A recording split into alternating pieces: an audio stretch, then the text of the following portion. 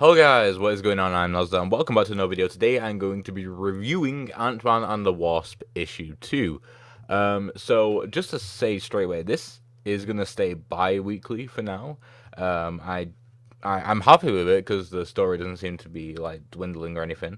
Um, we've moved from one planet to the next. We'll call it a planet in this like microburst. And the Wasp has been seen as some sort of like alien threat because she's probably stood on and killed a lot of people, or at least damaged a lot of people and a lot of properties in this sort of like this sort of like place right now. So what they've done is they managed to be able to use shrinking tech, which actually makes sense considering Sandman and the Wasp, to shrink her down and then not enslave her but take her prisoner. They have no reason to ever let her go, it seems. So what Ant-Man has to do, kid outside, what Ant-Man has to do is save her. Now, that seems to be like a relatively standard story. There's nothing too much going on there. But what was really cool is they actually used her tragic backstory as a mechanic in two different ways. Actually, they used it first way to like sort of get Scott to not calm down a bit because he is under pressure. So just to calm down a bit, and like actually listen to something. Because if you listen to something that's consistent, like sort of white noise, it is pretty bad to say that a tragic backstory is white noise to someone. But it can help and stuff like that. But it's also used to make her cry because she's still. It was a lot of a childhood. She had a very similar childhood to Black Widow, Natasha Romanoff. Um, and so to have that such like an upsetting backstory work by obviously making Ant-Man get out of her eyes quicker because he was eventually going to be too big to be in her eyes, like through the tear ducts. So that was like a really cool mechanic, and I really enjoyed that.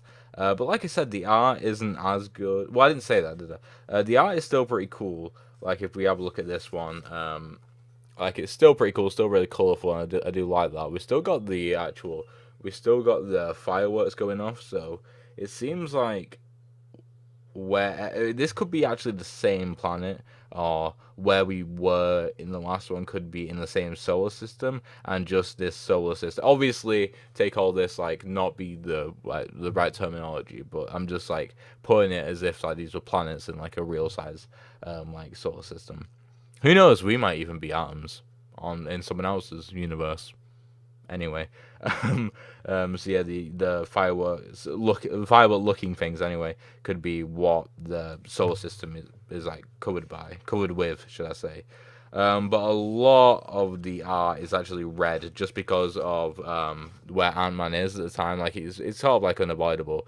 And hopefully we do get to see. Maybe it's a way that we get to get out of it through like understanding that the Wasp isn't the actual threat. The actual threat is this red thing that's sort of like been invested in, like infected her.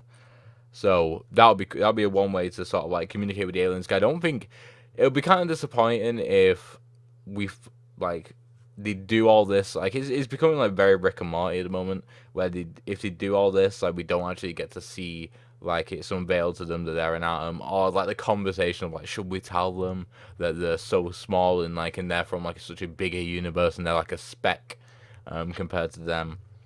And also just like I'd like to see some actual conversation between Ant-Man and the Wasp and the life forms that are currently holding them captive. Cause I just feel like that'd be cool. That'd be just something nice to read rather than them just like just Ant-Man getting free, getting the Wasp technology and getting out of there. You know what I mean?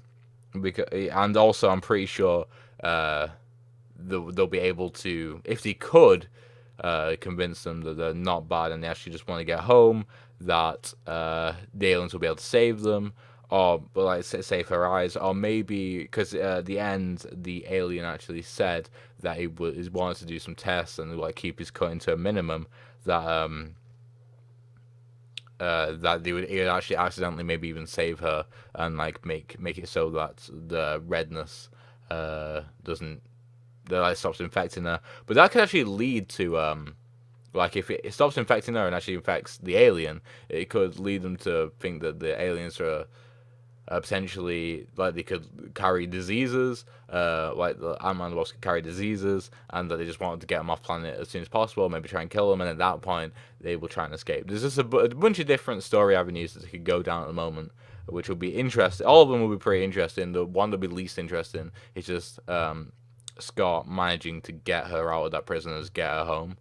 You know what I mean? That would probably be the least interesting. Also, it made the least amount of sense, honestly. But yeah, another great cover, like I said. Nice and colourful and pink. Jumps out at you. And overall, just a good story. I will keep reading this. It's very good. Very enjoyable. Next, I've already reviewed Iron Man and Spider-Man today. Some big issues that I got coming out on the channel. We've also got Doctor Strange, Avengers, and Justice League to come out today for me to read. So make sure you're excited for that, and also subscribe. So thank you guys for watching. I hope you enjoyed this video. Make sure to like, subscribe, and all good stuff. But also, hopefully, I shall see you next one. Goodbye.